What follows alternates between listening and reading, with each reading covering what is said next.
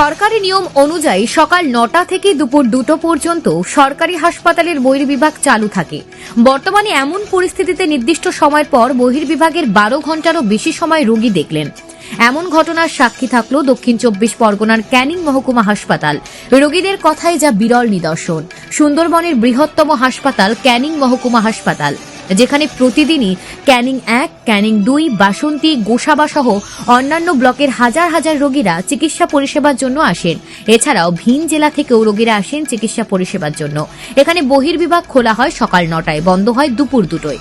বহির্বিভাগ বন্ধ হয়ে যাবার পরে অতিরিক্ত দীর্ঘ প্রায় ৬ ঘন্টা রোগী দেখে চলেছে ক্যানিং মহকুমা হাসপাতালের অস্থি বিশেষ চিকিৎসক ডক্টর কার্তিক নাসিপুরি।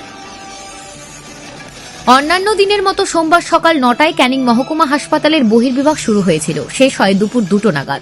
দুপুর ২টোর পর ও অস্থি বিশেষজ্ঞ চিকিৎসকদের ঘরের সামনে ৩০০-র বেশি রোগীর দীর্ঘ লাইন।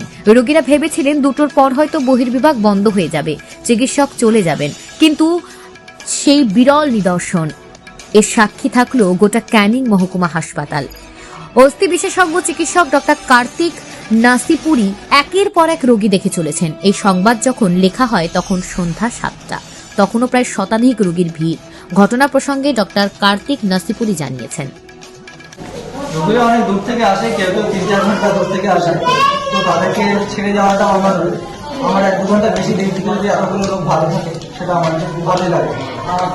এখন কি রাত ১০টা পর্যন্ত যে রোগী থেকে দেখবেন? যতক্ষণ থাকবে মানে যতক্ষণ না শেষ হচ্ছে ততক্ষণ?